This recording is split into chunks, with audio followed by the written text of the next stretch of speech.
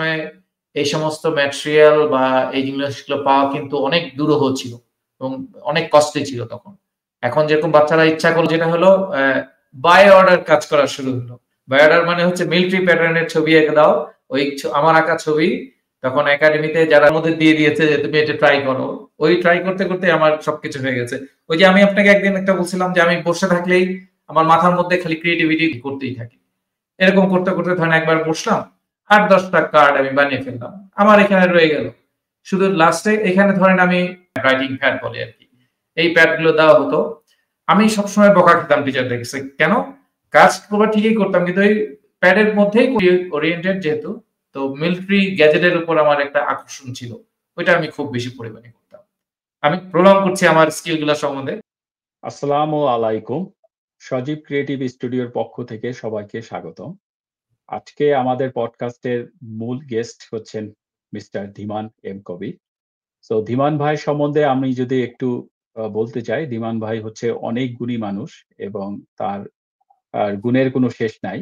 এবং কানাডাতে অনেক ব্যস্ত জীবন থাকার ফলেও ধীমান ভাই তার আর্টিস্টিক স্কিলের মাধ্যমে, পেইন্টিং এর মাধ্যমে আমাদের যারা কানাডার বাংলাদেশের অভিবাসীরা আছেন এবং আমাদের যারা ফিউচার জেনারেশন আছেন তাদেরকে বাংলাদেশের যে প্রকৃতি, সমাজ ব্যবস্থা তার রঙের তুলির মাধ্যমে তাদের মাঝে তুলে ধরছেন এবং এর মাধ্যমে আমাদের যেই অভিবাসী অবস্থা, যে বাংলাদেশের সম্বন্ধে যে আমাদের যে একটা জ্ঞানের যে একটা গ্যাপ ধারা, সেটার সাথে উনি একটা সংযোগ স্থাপন করেছেন তার রঙের তুলির মাধ্যমে। তো ওয়েলকাম ধীমান ভাই অ্যাট সজীব ক্রিয়েটিভ স্টুডিও। আপনি আমার এই পডকাস্টে যুক্ত হয়ে পেরে আমি খুবই আন্তরিকভাবে আনন্দিত এবং আশা করি আপনার কাছ থেকে আমরা অনেক কিছু জানতে পারবো এবং আপনার যে আর্টিস্টিক স্কিল সেই সম্বন্ধে দর্শকরা জানতে পারবে। So welcome once again. আপনাকেও অনেক ধন্যবাদ সুজীব ভাই। আমাকে আপনার এই সুন্দর অনুষ্ঠানে আমন্ত্রণ করার জন্য। আপনার ব্যাপারে আমি অনেক শুনেছি। আপনি অনেক সুন্দর, সুন্দর আপনার প্ল্যাটফর্মে প্রোগ্রাম করেন বাংলাদেশ কমিউনিটিকে উপরে নেওয়ার জন্য বা কোনো জ্ঞান দেওয়ার জন্য। সেজন্য আপনাকে আমি অনেক সাধুবাদ জানাচ্ছি। আবারও সাধুবাদ জানাচ্ছি আমাকে আপনার প্রোগ্রামে আনার জন্য। তো ধন্যবাদ ধীমান ভাই। এখন আমরা আমাদের পডকাস্টের যাওয়ার আগে মূল যে আমাদের যে বক্তব্যগুলো যেগুলো আমি আপনার কাছ থেকে শুনতে পাবো, সেই সম্বন্ধে যাওয়ার আগে আমি একটু জানতে চাচ্ছি যে আপনার যে কেরিয়ার যে জার্নিটা, বাংলাদেশ থেকে যে কানাডা আসার যে জার্নিটা, এটা যদি একটু তুলে ধরেন এবং সেটা আমিও আপনার সম্বন্ধে জানলাম এবং অ্যাজ ওয়েল অ্যাজ আমার দর্শকরাও একটু জানলো আপনার যে journey from Bangladesh to Canada, please. আচ্ছা, কানাডাতে আসার জার্নিটা আমি সিকোয়েন্সিয়ালি বলতেই থাকবো এমনি যা বলার। বাট আমার ক্যারিয়ার যদি জিজ্ঞেস করেন, ক্যারিয়ার বলতে তো আমার ক্যারিয়ার ছিল বেসিক্যালি আমি আর্মি অফিসার, মিলিটারি অফিসার। আর্মিতে জয়েন করেছিলাম। ওখান থেকেই কমিশন এবং ওখান থেকেই আমার বেরিয়ে আসছি।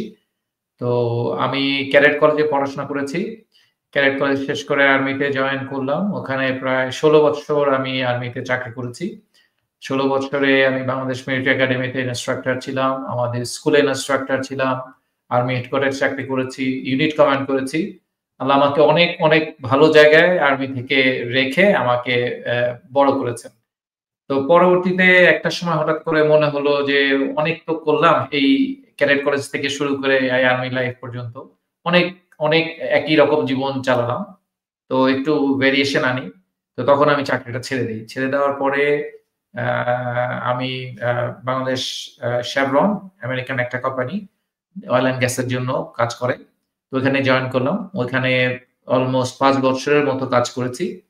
তো এর মধ্যে হঠাৎ করে মনে হলো যে বাচ্চাগুলো হয়েছে ওদেরকে একটু যদি কোনো ভালো জীবন দেওয়া যায় বা ভালো পড়াশোনা করানো যায়। এই চিন্তা করেই কানাডার পিআর এর জন্য এপ্লাই করা হয়ে গেল ৮ মাসের মাথায়। তো ওই থেকেই আস্তে, আস্তে ধীরে সুস্থে ফ্যামিলি নিয়ে এখানে মুভ করলাম। মুভ করার পরে আ আ এখানে আসার পর সবার মতো এই যে জীবনে যেরকম সবাই একটা স্ট্রাগল করে সেই স্ট্রাগল এ পড়লাম। যদিও আমার বয়সটা তখন অনেক বেড়ে গেছে এই মানে অন্যান্যদের তুলনায়। বাইরে যেমন সবাই আসে স্টুডেন্ট অবস্থায়, আমি স্টুডেন্ট অবস্থায় আসি নাই। আসলাম এখানে দেখলাম কানাডাতে ১ম সবচেয়ে বড় সমস্যা যেটা চাকরি নেওয়া, চাকরি পাওয়া, পড়াশোনা করতে হলো চাকরির জন্য। তো আমি পড়ালেখা করলাম। তারপরে water service water and West water management এর উপর বা আপনার টেকনোলজির উপর পড়াশোনা করলাম। করে পরে নেট থেকে গ্রাজুয়েশন নিয়ে আমি একটা চাকরি পেলাম এই সিটি অফ ক্যালগারিতে ওয়াটার সার্ভিসের সাথে। এখন আমি ওখানেই চাকরি করছি। আমার প্ল্যান্ট হচ্ছে বনিব্রুক ওয়েস্ট ওয়াটার ট্রিটমেন্ট প্ল্যান্ট। আমি ওখানে অপারেশনসে কাজ করছি। এই হচ্ছে ছোটখাটো স্কেলে আমার ক্যারিয়ার প্রোফাইল। মানে ক্যারিয়ারটা একবার এরকম হয়েছে, একবার এরকম গিয়েছে। মাল্টি ডাইমেনশনাল ক্যারিয়ার আমার জীবনে এসেছে। But anyway, I am just going with it. তো থ্যাংক ইউ ধীমান ভাই, চমৎকারভাবে আপনার যে ক্যারিয়ার পাথওয়েটা এটা খুব সুন্দরভাবে শৈল্পিকভাবে আমাদেরকে উপস্থাপন করার জন্য। এখন আমি আপনার মাঝে যেই কথাটা বলবো সেটা হচ্ছে যে এই যে আপনার যে একটা বিশেষ গুণ যেটার জন্য আপনি বাংলাদেশী আমাদের মানে সোসাইটিতে খুব পরিচিত, সেটা হচ্ছে আপনার এই যেই আর্টিস্টিক স্কিল, যে পেইন্টিং এর মাধ্যমে আপনি যে পুরা বাংলাদেশের যে সমাজ ব্যবস্থা, সংস্কৃতি, প্রকৃতি এগুলো যে আপনি যে ইয়ং জেনারেশনদের মধ্যে যারা ধরেন আমাদের যারা এখানে যে অভিবাসী ছেলেমেয়েরা আছেন তারা তো ধরেন বাংলাদেশ সম্বন্ধে খুব একটা জানে না। আপনারা যে তুলে ধরছেন। তো এই স্কিলটা সম্বন্ধে যদি একটু আমাদের বলেন যে কিভাবে এটা কি আপনার মানে অনেকে বলে এটা গড গিফটেড, অনেকে বলে যে না হয়তোবা এটা শ্রমের মাধ্যমে এটা আস্তে, আস্তে মানুষ যখন সেই স্কিলটা ডেভেলপ করে। তো আপনার বেলায় এটা কিভাবে হয়েছে? এটা যদি একটু আপনি আমাকে এবং দর্শকদের মাঝে একটু তুলে ধরেন প্লিজ। আসলে এটা বলতে গেলে আমাকে বলতে হবে যে আমি গড গিফটেড কিছুটা। আর সেই সাথে যেটা হয়েছে আমার গড গিফটেড হচ্ছে ইন্সপিরেশনটা। মানে আমার দেখলেই আঁকতে ইচ্ছা করতো ছোটবেলা থেকেই। যে আমি আমার বাবাকে দেখতাম, উনি বাংলাদেশ বিমানে চাকরি করতেন। তো উনি এসে আমাদেরকে একে, একে এয়ারক্রাফটের ছবি আঁকতেন। একে, একে দেখাতেন যে এইটা এই এয়ারক্রাফট, ওই এয়ারক্রাফট। তো আমার ছোট চাচার সাথে আমার বয়সের পার্থক্য হচ্ছে ৬ কি ৭ বৎসর বোধহয়। তো উনিও খুব ভালো ছবি আঁকতেন। উনিও রিটায়ার্ড করেছেন একজন মিলিটারি অফিসার হিসেবে। তো উনি কিন্তু খুব সুন্দর আঁকা আ আ পিক করেন আরকি। তো উনাকে দেখে আমার মধ্যে আরো বেশি ইন্সপিরেশন হলো যে আমি আঁকতে পারবো না কেন? তো এনিওয়ে আঁকা শুরু করলাম একটু, একটু করে। উনাকে দেখতাম, আঁকতাম। তারপরে ক্যাডেট কলেজে গেলাম। ক্যাডেট কলেজে যাওয়ার পরে ওইখানে টিচার যারা ছিলেন তারা বুঝে ফেললেন যে আমার মধ্যে এই জিনিসটা আছে। তো বিশেষ করে যে আমাদের যে আর্টস অ্যান্ড ক্রাফটস এর যে টিচার ছিলেন ওয়াহিদুজ্জামান স্যার, উনি খুব ভালো মতো পিক করলেন আমাকে। এবং আমাকে অনেক মায়া করতেন। উনি সবসময় তখনকার সময়ে এই সমস্ত ম্যাটেরিয়াল বা এই জিনিসগুলো পাওয়া কিন্তু অনেক দুরূহ ছিল এবং অনেক কস্টলি ছিল তখন। এখন যেরকম বাচ্চারা ইচ্ছা করলেই সবকিছু পায় এরকম ছিল না। তো স্যার যেহেতু আমি পারতাম, তো উনি আমাকে চাইলেই আমাকে এই ম্যাটেরিয়াল গুলো দিত। এবং ওইটা দেওয়াতে যেটা হচ্ছে আমার অনেক প্র্যাকটিস হচ্ছে ক্যাডেট কলেজে। তো এনিওয়ে ক্যাডেট কলেজ থেকে চলে আসার পরে আর্মিতে জয়েন করলাম। আর্মিতেও সেম বিএমএ তে যখন ক্যাডেট ছিলাম আমি একাডেমিতে। তো তখন থেকে ওই সেম আর্ট আর্ট ক্লাব ছিল ওখানে জয়েন করলাম। সবাই দেখলো যে আমি ভালো পারি। তখন যেটা হলো বাই অর্ডার কাজ করা শুরু হলো। বাই অর্ডার মানে হচ্ছে মিলিটারি প্যাটার্নের ছবি এঁকে দাও। ওই আমার আঁকা ছবি তখন একাডেমিতে যারা ভিজিটে আসতো তখন তাদেরকে ছবি নিয়ে এসে ওটা দেওয়া হতো। বাধাই করে দেওয়া হতো। তো এইভাবে আমার জাস্ট মানে আমার নামটা প্রকাশ হওয়া শুরু হলো। কমিশন পেলাম। কমিশন পাওয়ার পরে আর্মিতে ওই বাই অর্ডার ছবি আঁকা যেটা হয় সেটা হলো আর্মির উপর রিলেটেড। আমার একটা সুবিধা হলো বাই অর্ডার হলেও এগুলার জন্য কিন্তু অনেক খরচ আছে কিন্তু মানে তেল রঙে করতে গেলে বা ওয়াটার কালার করতে গেলে খুব ভালো কোয়ালিটির পেইন্ট ইউজ করতে হয়। এগুলো অনেক এক্সপেন্সিভ। তো এই ছবিগুলো তো আসলে আমার পক্ষে তখন করা মানে এই ম্যাটেরিয়াল গুলো অ্যাভেইল করা আমার পক্ষে সম্ভব ছিল না অনেক ক্ষেত্রেই। কিন্তু যেটা হয়তো অফিসিয়ালি আমাকে এগুলো দেওয়া হতো, আমি অফিসিয়াল খরচে আমার নিজের স্কিলটাকে অটোমেটিক্যালি ডেভেলপ হয়ে গেল আরকি। এবং মজার ঘটনা আপনি সারপ্রাইজড হবেন শুনলে, আমি কিন্তু শুধু আঁকাআঁকির মধ্যেই থাকি নাই। আমার এইটা যেটা হয়েছে যে আমি 3D অ্যানিমেশন, গ্রাফিক্স যেটা কম্পিউটার রিলেটেড যেগুলো, এগুলোতে আমার কিন্তু খুব ভালো হাত হয়ে গেল এর মধ্যেই। এবং এইগুলো কাজগুলো করে, করে আমি বাংলাদেশ আর্মিরই অনেকগুলো মিউজিয়ামে আমার কাজগুলো দিয়েছি। যেগুলো যে গ্রাফিক্স এর কাজগুলো করতে হয়। কখনো যদি ঢাকা ক্যান্টনমেন্টে যান, দেখবেন যে শিখা অনির্বাণে অনেকগুলো প্যানেল আছে যে প্যানেলের মধ্যে আমাদের ১৯৭১ এ আমাদের সেনাবাহিনী এবং আমাদের মুক্তিযোদ্ধারা কিভাবে কাজ করেছে, তাদের নাম এগুলো সবকিছু সহ একটা প্যানেল টোটাল ২৮ টা বোধহয় প্যানেল। এই ২৮ টা প্যানেলের এন্টায়ারলি আমি ডিজাইন করেছিলাম। ওইটা গেলে আপনারা দেখতে পাবেন কোন সময়। বাংলাদেশ মিলিটারি একাডেমিতে আমার কতগুলো কাজ আছে যেগুলো দেখলে আপনি বুঝতে পারবেন যে আমার কাজগুলো ওরকমই। সবচেয়ে মজার ব্যাপারটা হচ্ছে কি, আমি কখনো কারো কাছ থেকে একদম যেটাকে বলে ABCD করে শিখেছি এরকম আমি বলতে পারবো না। আমি দেখতাম, আমার মনে হতো যে এটা একটা special way of doing the things, এটা একটা স্পেশাল মিডিয়া। আমি তখন এটা নিয়ে বসতাম, বসে দেখতাম যে না, এটাও হাতে আনা যায়। এরকম করতে করতে আমার মোটামুটি ভাবে এই স্কিল গুলো অনেক ডেভেলপড হয়ে গেছে। তো এখন আমার যেটা স্পেশালিটি, আমি যেটা মনে করি আমার যেটা আছে সেটা হচ্ছে পোর্ট্রেটস। সবচেয়ে ডিফিকাল্ট এই জিনিসটা, আমার হাত পোর্ট্রেটে খুব ভালো। এছাড়া অন্যান্য গুলোতেও আমি পারি, আমি বুঝাতে পারি, আমি আঁকতে পারি, এবং আমি অনেক জায়গাতে অনেক বাসাতেই অনেকেই আমার আঁকা ছবি নিয়ে তাদের বাসায় রেখেছেন। আমি তাদেরকে অনেক ধন্যবাদ যে আমাকে যে আমার জিনিসগুলো তাদের বাসায় রেখে তারা বাসাটাকে সুন্দর করেছেন এই জন্য। এই হচ্ছে আমার স্কিল ডেভেলপমেন্টের ব্যাপার। আর ওই যে আমি একটা কথা বললাম, আমি সবগুলাতেই কাজ করি, চেষ্টা করি সবগুলাতেই একটু ভালো মতো এই করার জন্য। আর আমি যেটা করি আমার ভিতর থেকে করি, মানে আমার আত্মা দিয়ে ওইটাকে আনার চেষ্টা করি, যার জন্য জিনিসগুলো কেমনে কেমনে যেন ভালো হয়ে যায়।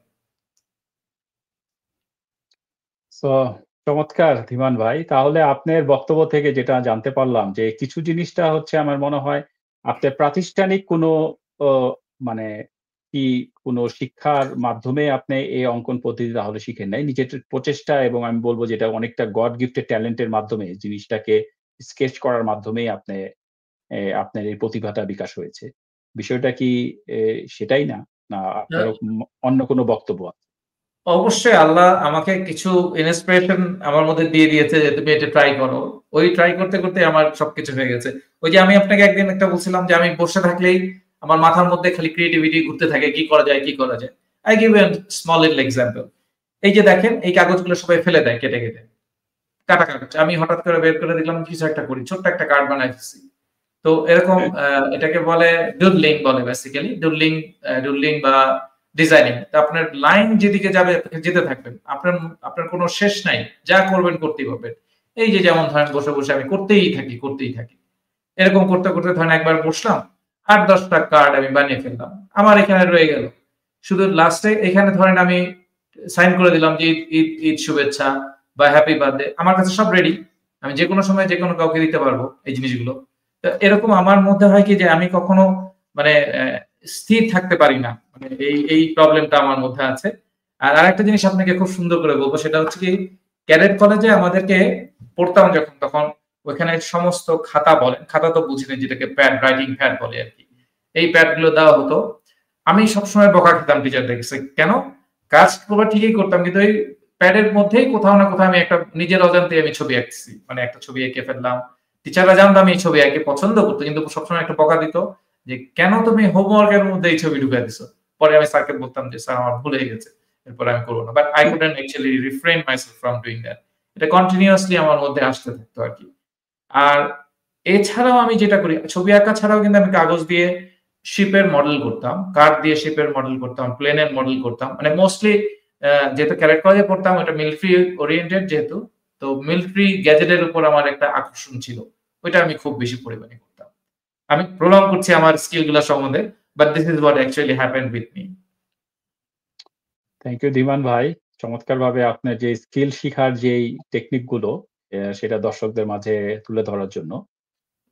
এটা আসলেই আমি বলব যে এটা অনেক শিক্ষণীয় বিষয়। এই যে একটা প্যাশন নিয়ে আপনি যে প্রত্যেকটা জিনিস বসে থাকেন না, এই যে জিনিস করতেছেন, এটা কিন্তু আজকাল কিন্তু ইয়ং জেনারেশনদের মধ্যে খুব অভাব দেখা যায়। বা এই যে আপনি একটা প্যাশন নিয়ে এই যে বসে থাকতেন মধ্যে ছোট একটা কার্ডের মাধ্যমে আপনাকে এটাকে একটা কার্ড তৈরি করে ফেলেছেন। আমি মনে করি এটা একটা রিয়েলি আমাদের শেখার মতো অনেক কিছু আছে আপনার কাছ থেকে আরকি। সবচেয়ে তো মজার আমি ব্যাপার হচ্ছে ক্রিয়েটিভিটি নিয়ে যদি কেউ থাকে, তার মধ্যে কখনো দুষ্টামি বা বদমাইশি বা শয়তানি আমরা যেটাকে বলি, এই জিনিসটা কখনো ঢুকবে না। You can keep yourself engaged in lot of things. আমি ফটোগ্রাফিও করি। আমি কি বলে প্রফেশনাল ফটোগ্রাফিও আমি করেছি। তো ওই যে আমি বললাম যে যখন আপনি আপনার ব্রেইনটাকে ক্রিয়েটিভ সাইডে কাজ করাবেন, তখন আপনাকে দিয়ে অনেক কিছুই হবে। প্লিজ। সো আমি এখন একটু অন্যভাবে জানতে চাচ্ছি। যেমন আ মানে যেটা আমাদের বাংলাদেশের পরিবারের যে কমন যে সমস্যাটা ধরেন অনেক পরিবার আছে যে ধরেন বিভিন্ন আমাদের চারপাশে ধরেন অনেক প্রতিভা আছে।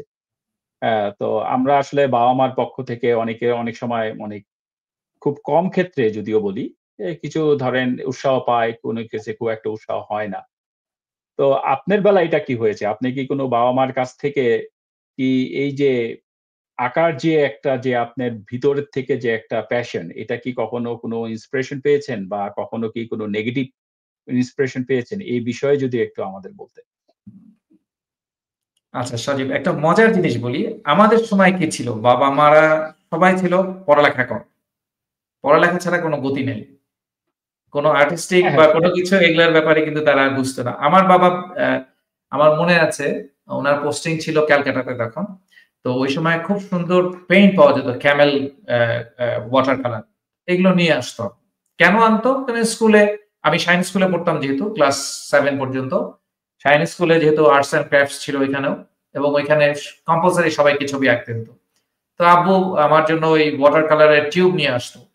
কিন্তু কখনো সে আমাকে ইন্সপিরেশন দেয় নাই যে তুমি আঁকো। মানে এখনকার বাবা-মারা যেমন একটা ছোট্ট একটা বাচ্চার মধ্যে যদি দেখে যে he has some bit of a কি বলবো কোয়ালিটিস এরকম কিছু একটা তখন তাদেরকে ওইদিকে নিতে চায় যে বাবা বাচ্চাটা শিখুক। আব্বা আমার আব্বু আরকি। তো সে আরকি পছন্দ করত কিন্তু কখনো আমাকে ইন্সপিরেশন দেয় নাই এবং সাম এক্সটেন্ট আমি ওই যে বসে ওই ছোট চাচাকে দেখতাম করতেছে, আমিও বসে করতাম। সাম এক্সটেন্ট বকাও খেতাম যে এগুলো বাদ দিয়ে পড়াশোনা করো। এরকম কথা শুনতে হয়েছে। তো এনিওয়ে ক্যাডেট কলেজে যাওয়ার পরেও যেটা হলো আ ওইখানে দেওয়াল পত্রিকা বের করতে হতো। তারপর আর্টস অ্যান্ড ক্রাফটস কম্পিটিশন হতো। আমার জন্য একটু ফ্লেক্সিবিলিটি আসলো যে আমি ওইখানে বসে কাজ করা শুরু করার সুযোগ পেলাম।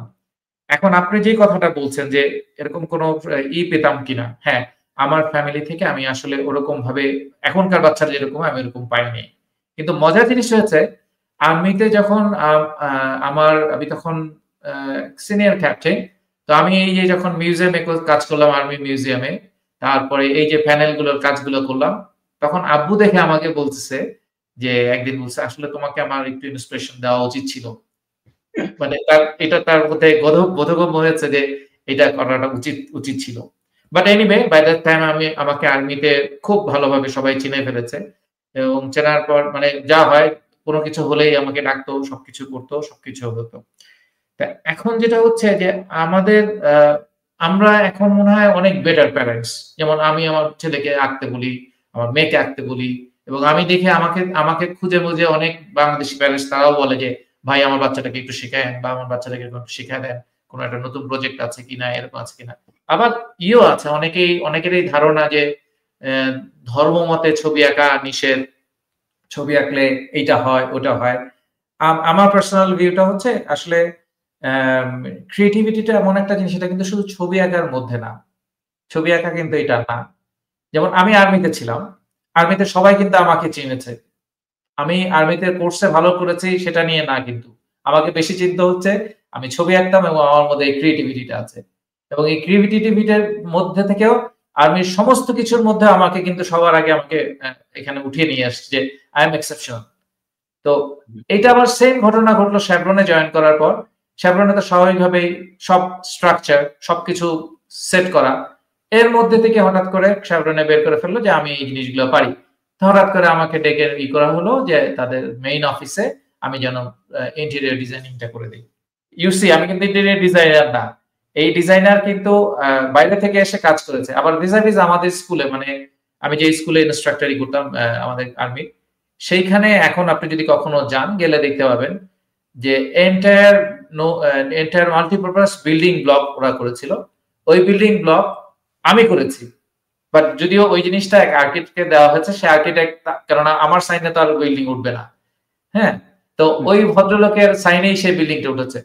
তো এখন কেন বললাম যে এই ক্রিয়েটিভিটিটা কিন্তু শুধুমাত্র ছবি আঁকা, গান গাওয়া এগুলোর মধ্যে না কিন্তু। এটা হচ্ছে একটা মানুষকে আরো স্ট্রাকচারড করে, ডিসিপ্লিন করে। ওই যে আমি কথাটা বললাম যে আমি যদি ছবি না আঁকতাম কি করতাম?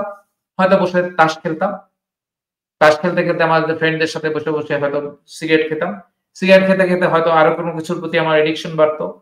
You see how you can get out of it।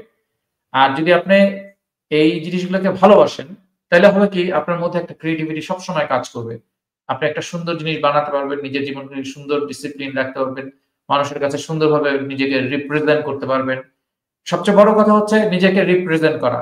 এই ক্রিয়েটিভিটিটা যদি কারোর মধ্যে থাকে, সে শুধু নিজেকে না, নিজের পরিবারকে, নিজের কাজের ক্ষেত্রকে, নিজের অফিসকে, নিজের অর্গানাইজেশনকে সবসময় সুন্দরভাবে একটা প্রেজেন্ট করতে পারে। আর আপনি তো জানেন এখনকার যুগে প্রেজেন্টেশনটা বা রিপ্রেজেন্টেশনটা ইজ সো ইম্পর্টেন্ট।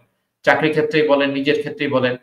এগুলা আসলে বলে শেষ করা যাবে না যে ক্রিয়েটিভিটিটা যদি কারোর মধ্যে মানে এনহান্সড হয় অটোমেটিক্যালি, এটা যে কত দূর তাকে নিয়ে যেতে পারবে। আমি কখনোই বলবো না যে খালি ছবি আঁকো বা আর্টিস্ট হও, এটা কোনোদিন দরকারও নাই আমাদের। আমরা আমরা হচ্ছে পড়াশোনা করছি, আমরা আমাদেরকে রিপ্রেজেন্ট করছি। যেমন এই যে আমি এনম্যাক্সে কাজ করতাম, সেখানে সবাই আমাকে চিনতো যে আমি ছবি আঁকি। আমি কিন্তু ছবি এঁকে নিয়ে ওখানে কিছু কাজ করিনি, দুই একটা কাজ দেখছে, দেখেই তারা সবাই বুঝে গেছে। এবং মজার জিনিস হচ্ছে ওরা আমাকে ডেকে ডেকে নিয়ে যেত, দেখো তো এখানে এটা করলে কি হয়। আমার কিন্তু কোনো জ্ঞানও নাই এখানে, কিন্তু আমার কাছে যেটা মনে হতো, আমি আমার সেন্স বা অ্যাস্থেটিক সেন্স কাজ করে আমি বলতাম যে হ্যাঁ এটা করলে ভালো হয়। দেখা গেল সেটাই তারা নিয়ে নিয়েছে বা করতে পারছে। তো চাকরি ক্ষেত্রে বা নিজের পার্সোনাল লাইফের ক্ষেত্রে যদি কেউ একটু ক্রিয়েটিভ হয়, সে আসলে অনেক কিছু করতে পারে। এটা হচ্ছে আমার পার্সোনাল আন্ডারস্ট্যান্ডিং আরকি। থ্যাংক ইউ ধীমান ভাই। চমৎকারভাবে আপনার যে ক্রিয়েটিভিটির সাথে যে পেইন্টিং এর সাথে যে ক্রিয়েটিভিটি যে সম্পর্কটা সেটা সুন্দরভাবে দর্শকদের মাঝে তুলে ধরার জন্য। এখন আমি একটু জানতে চাবো আপনি কি ধরনের পেইন্টিং করেন? আপনি কি ধরেন ওয়াটার কালার পেইন্টিং এর উপরেই কাজ করেন? নাকি আপনি ওয়েল পেইন্টিং আছে? মানে আমার জানা মতে হয়তোবা আরো অন্য ধরনের ডাইভার্স পেইন্টিং আছে। সো ওই যে এই আমি আপনাকে এসব বলেছিলাম, বিষয়ে আপনি করেন। হ্যাঁ সরি, আমি আপনাকে বলেছিলাম যে আমার কোন একটা নির্দিষ্ট কোন স্পেশালাইজেশন আছে বললে আমি বলতে পারবো না, বাট ওইটা পরে বলছি। আমি মোটামুটি ভাবে যেটাই দেখি সেটাই চেষ্টা করি করতে, এবং দেখলাম যে না মোটামুটি পারি। আমি অয়েল পেইন্টিং করেছি, অ্যাক্রিলিক পেইন্টিং করেছি, ওয়াটার কালারের উপর কাজ করেছি, স্কেচ করেছি। তারপরে ধরেন আমি মডেল মেকিং করতাম, ওই যে আপনাকে অলরেডি বলেছি কাগজের শিপ বানাতাম ক্যাডেট কলেজে থাকতে। তারপরে কাঠ দিয়ে ওয়ারশিপের মডেল করতাম, ট্যাঙ্কের মডেল করতাম। এগুলো আমার কিন্তু সবসময় আমার মধ্যে ছিল। ওই যে 3D অ্যানিমেশনের কথা বললাম, গ্রাফিক্স লাইনে আমাকে ইমপ্রুভ করার কথা বললাম। আমি কিন্তু এগুলো মোটামুটি সবকিছু আমি নিজে, নিজে শিখেছি। এগুলো কিন্তু সবই কিন্তু এই আর্টস অ্যান্ড ক্রাফটস বা এই যে আপনার ধরেন সৃজনশীলতার মধ্যে এগুলো আসে। এগুলো সবগুলোই আমি মোরাললেস পারি, এবং আমার কাজগুলো কেউ খারাপ বলে নাই। খারাপ বলে নাই কেন বললাম? যে আমি এ মাঝে মধ্যে এগুলা থেকে পয়সাও পেয়েছি। মানে ধরেন আমার কি বলবো আর্ট ওয়ার্ক আমি বিক্রি করেছি। এই আর্ট ওয়ার্ক বিক্রি করা মানে there is some demand for it, right? তারপরে আমি ধরেন এখন বাচ্চাদেরকে ছবি আঁকা শিখাই। আমার কাছে লোকজন আসে বলে যে শিখায় দাও। আমার টেকনিকটা হয়তো তাদের ভালো লাগে। তো অ্যাপারেন্টলি আমি বলব যে আমি প্রত্যেকটা মিডিয়াতেই আমি একটু, একটু কাজ করতে পারি। আমার সেই ক্যাপাবিলিটিস টা আছে। তবে যদি বলেন খুব ভালো স্পেশালাইজেশন যে জিনিসটা, সেটা আমি বলব যে আমার সত্যিকার অর্থেই আমার পোর্ট্রেট গুলো খুব ভালো হয়। এটা হয়তো কারণ একটাই যে আমি খুব নিট কাজ করি, খুব ডিটেইল কাজ করি। যার জন্য পোর্ট্রেট হিউম্যান ফেস বা এগুলো খুব ভালো হয়। আমি জানি না আপনি আমার ফেসবুকে আমার ছবিগুলো দেখেছেন কিনা, but those really turn out really good. আমি এখন আপনার সাথে অ্যা সহমত পোষণ করে আমি যেটা দর্শকদের মাঝে কিছু ছবিগুলোকে মানে দেখাতে চাচ্ছি। তাহলে দর্শকরা আরকি আ আমাদের ধীমান ভাইয়ের কিছু পোর্ট্রেট দেখতে পারবে। এটা আমার পড়ছে কাছে কিছু এটা হচ্ছে সংগৃহীত আছে। Water colour. এটা water colour water Bangladesh. Colour. হ্যাঁ, হিল ট্রাক্স এর আমাদের যে উপজাতিরা থাকে, ওদের একটা ছোট্ট বাড়ি মানে কুঁড়ে ঘর টাইপের একটা জায়গা আরকি। এটা ওয়াটার কালারে হ্যাঁ, করা। এটা চমৎকার এবং এটা তো আমি মনে করি এই যে ধরেন আমার ছেলেরা তো কখনো এই ধরনের বাসা কখনো দেখেনি যে বাংলাদেশের হ্যাঁ, হ্যাঁ। যে জিনিসগুলো যে আপনি যে এই যে একটা কানেক্টিভিটি করতেছেন যে এখনকার এখানকার যে এই অভিবাসী বাংলাদেশী যে জেনারেশন তারা তো ধরেন বাংলাদেশের সম্বন্ধে পরিচয়টা নাই। আ তো আমি বলে আপনি you are doing wonderful job. তো আমি সেকেন্ড আরেকটা ছবি দেখাই। এইটা এটাতে হচ্ছে মনে হয় অ্যালবার্টা। অ্যালবার্টা এটা হচ্ছে ফগি মাউন্টেন্স। জেসপারের হ্যাঁ। হ্যাঁ, এটাও ওয়াটার কালার, ফগি মাউন্টেন্স। হ্যাঁ। নাম্বার 3 এটা তো এটা অসম্ভব লাগছে, বাংলাদেশ। অসম্ভব হ্যাঁ। সুন্দর লাগছে। হ্যাঁ, সরষা ক্ষেত। এই সরষা ক্ষেত আমরা সরিষা বলি না? ক্ষেতে হলুদ। হ্যাঁ। হ্যাঁ, এটাও ওয়াটার কালার। এটাও ওয়াটার কালার বাংলাদেশের। মানে এটা হচ্ছে শীতের সকালে একটা লোক নৌকা নিয়ে বাজারের দিকে যাচ্ছে। ওই সময়কার একটা ছবি আরকি। এইটা হচ্ছে এটা আমার হচ্ছে যেটুকু মনে আছে এই ছবিটা আমি বোধহয় সেন্ট মার্টিনে থাকা সেন্ট মার্টিনে যখন বেড়াতে গেছিলাম তখন এঁকেছিলাম। এই যে এই বোটগুলো আসলে আমাদের বাংলাদেশের ফিশারম্যানরা বা জেলেরা এটা ইউজ করে এই ধরনের বোটগুলো আরকি। বিশেষ করে চিটাগং ওই অঞ্চলে। হ্যাঁ, ওই যে মানে যেটা মাছ ধরার নৌকা আমরা যেটা হ্যাঁ, বলি আরকি। এইটাও সেম সেন্ট মার্টিনেই তোলা ছবি। মানে আঁকা ছবি সরি। ওই অ্যা ব্যা এগুলো কি বলে? সবগুলাই হচ্ছে ওয়াটার কালারের উপর, হ্যাঁ, এগুলো তাই ওয়াটার তো? কালারে করা সবগুলোই আমার। তো আমার এরপরে হচ্ছে আমার লাস্ট একটা সংগৃহীত। এটা হ্যাঁ, এইটা আপনি হচ্ছে এই একটা ছবিটা অ্যাবান্ডন লাইট হাউস। লাইট হাউসটা আমার খুব প্রিয় একটা মানে সাবজেক্ট আমার পছন্দের জিনিস। তো এটা আমি এঁকেছিলাম আমার স্টুডেন্টদের সাথে। ওদের সাথে বসে অ্যা ওরাও আঁকছে, আমি আঁকছি বসে আরকি ওদেরকে দেখানোর জন্য। তখন এটা এঁকেছিলাম আরকি। তো এই আমার হাতে কিছু ও কালেকশন আমি দর্শকদের মাঝে শেয়ার করলাম। অসম্ভব সুন্দর কাজ আ থ্যাংক ইউ ধীমান ভাই। ভাই। আমার তো পিছনে যে এখন ছবিটা দেখছেন এটাও কিন্তু আমার হাতে আঁকা। আমি জাস্ট এসে রেখে দিয়েছি ব্যাকগ্রাউন্ডে দেওয়ার জন্য আরকি। এটা হচ্ছে লাইট হাউসের উপর। I said that I have some bit of হ্যাঁ, weakness to lighthouse. চমৎকার বিনোদ ভাই। আপনার কাছ থেকে আমাদের শিখার অনেক কিছু আছে। থ্যাংক এখন ইউ। আমি একটু অন্যভাবে এ আপনার কাছে একটু প্রশ্ন করতে চাই। সেটা হচ্ছে যে ধরেন আমাদের বাংলাদেশে তো ধরেন আমরা যেটা আপনি বললেন যে আপনারও সহমত যেটা সেটা হচ্ছে যে আমরা আসলে প্যারেন্টস দের কাছ থেকে কারোর কোনো আর্টিস্টিক স্কিল থাকলে বা স্পোর্টস এর উপরে খুব ন্যাক থাকলে সেটা আমরা আ সাধারণত সাপোর্ট পাই না। মোস্ট অফ দ্যা কেসেস এখনো যদিও এখন সময় আমাদের যেই যুগটা ছিল বা এখনকার যেই এই যুগ এর মধ্যে অনেক চেঞ্জ। বাট যদিও তারপরে যদি আপনি গড়ভাবে এভারেজ দেখেন, এই জিনিসটা আমাদের খুব কম দেখা যায়। তো এই বিষয়ে আপনি কিভাবে বলবেন যে আমাদের প্যারেন্টস দের প্রতি এ আপনার কোনো কি মতামত আছে? যে কারোর মধ্যে কোনো ক্রিয়েটিভিটি থাকলে সেটা কি হিসাবে দেখানো উচিত? ওই যে আমি বলেছিলাম একটা পড়াশোনা কিন্তু করতেই হবে। এইখানে কোনো শর্টকাট নাই। পড়াশোনা করতেই হবে। কিন্তু পড়াশোনার সাথে যদি ক্রিয়েটিভিটিটাকে একটা বাচ্চার মধ্যে উৎসাহ দেওয়া যায়, ক্রিয়েটিভিটিটা প্র্যাকটিস করার জন্য, ডেফিনিটলি ওই বাচ্চাটা অনেক শার্প হবে। একদম সোজা কথা। এখানে কোন রকমের কোন নেই। কারণ যে ক্রিয়েটিভিটি নিয়ে কাজ করে তার মধ্যে অটোমেটিক্যালি অনেক স্কিল শুধুমাত্র আঁকার স্কিল না কিন্তু অনেক কিছু স্কিল ডেভেলপ করে। যেমন তার অবজারভেশন অনেক বেড়ে যায়। তারপরে তার এক্সপ্রেশন পাওয়ার অনেক বেড়ে যায়। মানে মুখেই তো শুধু কথা না। একটা কথা বলে না একটা ছবি দিয়ে আপনি এতগুলা কথা বলবেন বা এত লিখবেন। কিন্তু একটা ছবি দিয়ে একটা ছবি দিয়ে আপনি সব বলে ফেলতে পারবেন। তো এটা কিন্তু অনেক বড় একটা ব্যাপার। আমি পারি এইজন্য আমি বলছি না।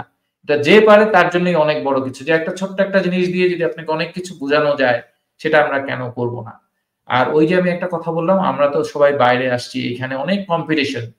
এই আ বাইরের ছেলেপেলেদের সাথে মানে এইখানকার যারা নেটিভ ছেলেপেলে এদের সাথে তো কম্পিট করতে হয় আমাদের। এবং এই কম্পিট করতে গেলে তো অবশ্যই আমাদেরকে অনেক ভালো কোয়ালিটি না থাকলে আমরা তো টিকতে পারব না। তো পড়াশোনা করতে অবশ্যই আমাদের ছেলেরা অনেক ভালো করছে। কিন্তু এই ধরনের একটু ছোটখাটো ক্রিয়েটিভিটি যদি তাদের মধ্যে থাকে, এটা দিয়ে তারা ডেফিনিটলি এক স্টেপ আগায় থাকতে পারবে, তাই না? তো এইজন্যই আমি বলব যে বাবা-মাদেরকে সবসময় উচিত আমি বলব না যে বাচ্চা-কাচ্চা হোক, আর্কিটেক্ট হোক বা আমি বলব মানে সরি আর্টিস্ট হোক। আমি কখনো এই কথা বলব না। কিন্তু তাদেরকে এইটা প্র্যাকটিসটা করতে দেওয়া উচিত। কেননা এই যে এখন দেখেন যেটা হয় আমরা এই দেশে আসছি, মেক্সিমাম বাচ্চাদের হাতের লেখা ভালো না। এটা কিন্তু হাতের লেখা খারাপ ভালো এটা কিন্তু প্রশ্ন না।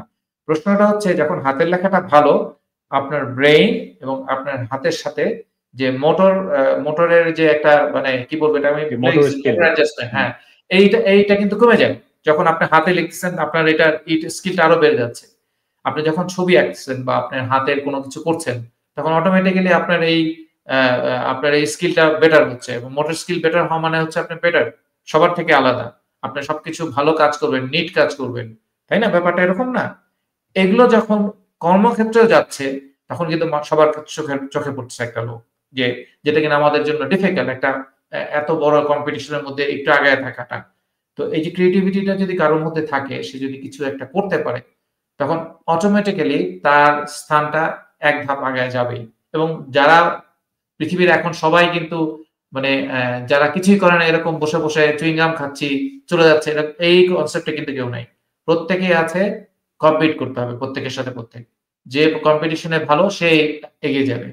তো কম্পিটিশনে ভালো হওয়ার জন্য আমি বলবো ক্রিয়েটিভিটিটা প্র্যাকটিস করাটা আমি মনে করি সবার জন্য উচিত। Not that someone has to be a কি বলবো এটাকে আর্টিস্ট। এখানে জাস্ট আমি আরেকটু ছোট্ট করে বলি যে আমি যখন ওই যে বুয়েটে আপনার আর্কিটেকচারের পরীক্ষা দিচ্ছিলাম, তো তখন আমি একজন আপনার নাম শুনবেন বোধহয় পলাশ, বাংলাদেশের এখন one of the best artist. সে হচ্ছে আমার আর্কিটেক্ট, সে হচ্ছে আমার ছোট চাচার ক্লাসমেট, শাইন স্কুলেরই ছাত্র।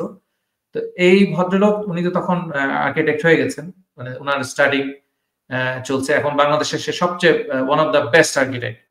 তো ওনার কাছে আমি শিখতাম। তো ৩-৪ দিন পরে সে আমার বলছে তোমার আর আসতে হবে না, তুমি এই ছবিগুলো নিয়ে যাও, এগুলো প্র্যাকটিস করো। কারণ ওই যে 3D সেন্স যেটাকে আর্কিটেকচারে খুব বেশি দরকার হয়, পার্সপেক্টিভ সেন্স এগুলো দরকার হয়, সেগুলো আমার অটোমেটিক্যালি আগের থেকেই এই যেহেতু আমি আঁকতাম এগুলো আমার মধ্যে এসে গিয়েছিল। তো এখন দেখেন আমি কিন্তু পড়াশোনা করি না আর্কিটেকচারে, কেন কিছু করি না, কিন্তু আমি পরবর্তীতে আর্মির চাকরি ছাড়ার পর আমি কিন্তু ইন্টেরিয়র ডিজাইনার হিসেবে অনেক ভালো কাজ করেছি বাংলাদেশে। আমাকে আমাদের মিলিটারি ইসে যত যাই ছিল সবাই আমাকে ডেকে নিয়ে যেতেন। লাভ হতো কোনটায়, যে উনি কম পয়সায় আমাকে দিয়ে কাজ করাতেন, আর আমার লাভ হতো আমি অনেক প্র্যাকটিস করতে পেরেছি। তো আমি বললাম কেন এই কথাগুলো, যে একটা কিছু থাকলে অটোমেটিক্যালি কোনো না কোনো ক্ষেত্রে এই জিনিসগুলো কাজে লাগা যায়। সামওয়ান ধরেন কেউ একজন গান গাইতে পারে, তো অফিসে চাকরির মধ্যে কোনো একটা প্রোগ্রাম হচ্ছে, ওইখানে ওই যে একটা গিটার নিয়ে ২টা টান দিয়ে এসে একটা গান গেলো, সবার মধ্যে কিন্তু সে আলাদা হয়ে গেল, তাই না? তো এই জিনিসগুলো কিন্তু অনেক কাজে দেয়। আর ওই যে ফাইন মোটর স্কিল ইমপ্রুভমেন্টের জন্য এর কোনো মানে কি বলবো এটাকে, কোনো বিকল্প গত্যান্তর নেই। নেই আরকি। হ্যাঁ। তাই এইজন্য আমি বলবো যে বাবা-মার উচিত বাচ্চাদেরকে এই ক্রিয়েটিভিটিটা যেকোনো লাইনেই হোক তাদেরকে ইন্সপিরেশন দেওয়া। থ্যাংক ইউ দিমান ভাই। চমৎকারভাবে আপনার এই ইন্সপিরেশন বক্তব্য তুলে ধরার জন্য। স্পেশালি আমাদের যারা প্যারেন্টসরা মনে অবশ্যই আপনার এই মূল্যবান বক্তব্যটি তারা শুনবেন এবং উৎসাহিত হবেন। অ্যা তো এখন আমি ধরেন আমাদের পডকাস্টের প্রায় শেষ পর্যায়ে আমরা চলে আসছি। তো শেষ পর্যায়ে আপনার কাছে জানতে চাবো যে এখনকার যে আমাদের যে ইয়ং জেনারেশনদের প্রতি ই আপনার কোনো বক্তব্য, বিশেষ করে এখন আমরা যেটা জানি যে ইয়ং জেনারেশনরা ধরেন এখন যে ইন্টারনেট যুগ আসার পর থেকে এ ধরেন অনেকেই ধরেন Facebook, তারপরে হচ্ছে Twitter, তারপরে হচ্ছে আপনার Instagram, তারপরে হচ্ছে TikTok এগুলো নিয়ে সব ব্যস্ত। তো দেখা যাচ্ছে যে আমাদের ইয়ং জেনারেশনরা তারা অবশ্যই আমাদের চেয়ে অনেক ব্লেসড, কারণ তারা অনেক ইজি ওয়েতে তাদের ইনফরমেশন অ্যাক্সেস পাচ্ছে, যেটা আমরা পাইনি আমাদের সময়ে। এক্সাক্টলি। হুম। হ্যাঁ, বাট তারা সেইভাবে তাদের ক্রিয়েটিভিটি ইউটিলাইজ করছে না। হ্যাঁ, যেটা করা উচিত ছিল even though they are blessed. So এই বিষয়ে আপনার যদি কোনো ফাইনাল বক্তব্য থাকে, তাহলে যদি আপনি এ এই পডকাস্টে আপনার যদি কোনো মেসেজ থাকে আমাদের ফর ইয়ং জেনারেশনদের জন্য, তো সেটা যদি আপনি একটু তুলে ধরেন। ডেফিনিটলি আমি বলবো সবাই কিভাবে দেখে আমি জিনিসটা আমি জানি না। যে মডার্ন সায়েন্স আমাদেরকে অনেক সুন্দর, সুন্দর জিনিস জীবনে নিয়ে এসছে, তাই না? ভালো জিনিস, খারাপ জিনিস ২ টাই আছে। এখন ডিপেন্ড করে আমি কিভাবে নিচ্ছি জিনিসগুলো।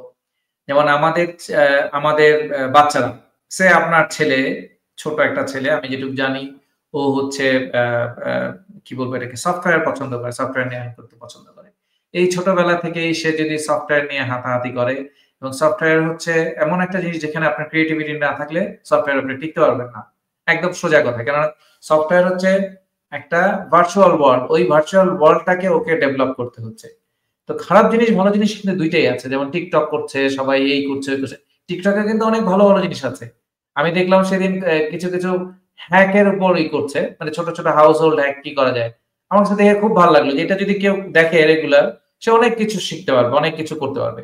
আবার ভিসাভিস নাচ গান আছে, এই আছে। আমি ব্যক্তিগতভাবে ওগুলো আমি খারাপ বলব না। কিন্তু যেটা হচ্ছে ভালো জিনিসটার দিকে আমাদেরকে যাওয়া উচিত। ভালো জিনিসটার দিকে। আমরা এই দেশে ওদেরকে নিয়ে আসছি, আমাদের বাচ্চাদেরকে। এবং ওরা অনেক প্রিভিলেজ যে ওরা আমাদের থেকে অনেক বেশি এক্সপোজড সব ভালো, ভালো জিনিসের উপর, তাই না? আমরা ওদেরকে সব এনে দিচ্ছি, ওদেরকে করতে দিচ্ছি। ওদের উচিত এই সৃজনশীলতা দিয়ে প্র্যাকটিস করে এই জিনিসগুলোকে নিয়ে আরো বেশি পরিমাণে কাজ করা। আর একটা জিনিস আমরা বোধহয়, আমরা প্রত্যেকটা বাবা যারা আমরা ফার্স্ট জেনারেশন এখানে ইমিগ্রেন্ট, আমরা একটা জিনিস কিন্তু ওদেরকে শেখাতে পেরেছি বা আমাদেরকে সবসময় এই মেসেজটা দিতে হবে, সেটা হচ্ছে never give up. You see, আমাদের যে এখানে আসছি আর এসে আমাদের চাকরি নাই, প্রথমে ভালো একটা চাকরি পাচ্ছি না, ওদেরকে ভালো মতো রাখতে পারছি না, কিন্তু তারপরে আমরা কি করেছি, we have been pushing ourself.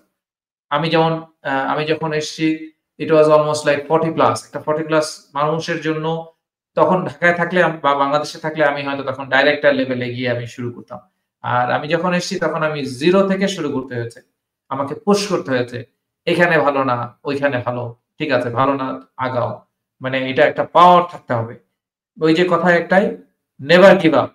যদি কেউ একজন করতে পারে, আমিও পারবো, এই শক্তিটা নিয়ে আগাতে হবে। এবং এটা কিন্তু অনেক বড় একটা শক্তি। এটা আমি বিশ্বাস করি, আমরা যারা ফার্স্ট জেনারেশনে আসছি, আমাদের এই শক্তি প্রথমে না থাকলেও এই যে ফাইট করতে করতে আমাদের এই জিনিসটা এসে গেছে। তাই ছোটদের জন্য আমি বলবো, আমাদের পরবর্তী জেনারেশনের জন্য they should be very lucky, like আমরা তাদেরকে এখানে উঠিয়ে দিয়েছি, যেটা কিনা আমাদের কেউ উঠায় দেয় নাই। এখান থেকে তারা যদি স্টার্ট করে, অটোমেটিক তাদের launching pad ready. Sky is their limit. তারা স্কাই বললে ভুল হবে, space should be their limit. তারা যে কোথায় যেতে পারবে, কোনো কিছু তারা চিন্তা করতে পারে না। আমি আমার ছেলেকে প্রায় একটা কথা বলতাম যে, বাবা, আমি যদি তোমার মতো এরকম ফ্যাসিলিটিস আমি যদি আমার লাইফে পেতাম, তুমি দেখতে আমি কোথায় গেছি। কেননা আমি এখন তো আমরা বয়স হয়ে যাচ্ছে, আমাদের আস্তে আস্তে আহ, আগের যে স্পিরিট এটা এখনো কমে গেছে। আর সত্যি কথা বলতে কমে গেছে, কেননা জীবনের তোড়ে বা জীবনের ঢেবে দুলতে দুলতে আমাদেরকে আস্তে আস্তে স্লো হতে হচ্ছে, এটাই স্বাভাবিক। কিন্তু ওদেরকে যেই জায়গায়, এই যে কানাডাতে, যেখানে এত সুন্দর একটা দেশে এত সুন্দর ফ্যাসিলিটিস যেখানে আছে, পড়াশোনার আছে, আমরা যেমন ছোটবেলায় খালি মুখস্থই করতাম, এখানে তো এগুলো নাই। তো কেন তারা এই জিনিসগুলোকে ইউটিলাইজ করবে না? আর যদি তারা করতে পারে পারফেক্টলি, আমি কেন আমি যতটুকু গিয়েছি তার থেকে অনেক অনেক অনেক উপরে যেতে হবে। আপনি যতটুকু যাচ্ছেন তার থেকে অনেক অনেক উপরে তারা যেতে পারবে। প্রত্যেকটা বাঙালি ছেলে, আমি যেটা শুনেছি, তারা অনেক ভালো করছে সবাই। এটা কারণ কিন্তু এইটাই, কেননা আমরা ওদেরকে এই লঞ্চিং প্যাডে নিয়ে আসছি, and they should launch just like a rocket to go somewhere else in the space where they will reach no one knows. এটা যদি টার্গেট থাকে তাইলেই হলো, তারা অনেক ভালো করবে ইনশাআল্লাহ।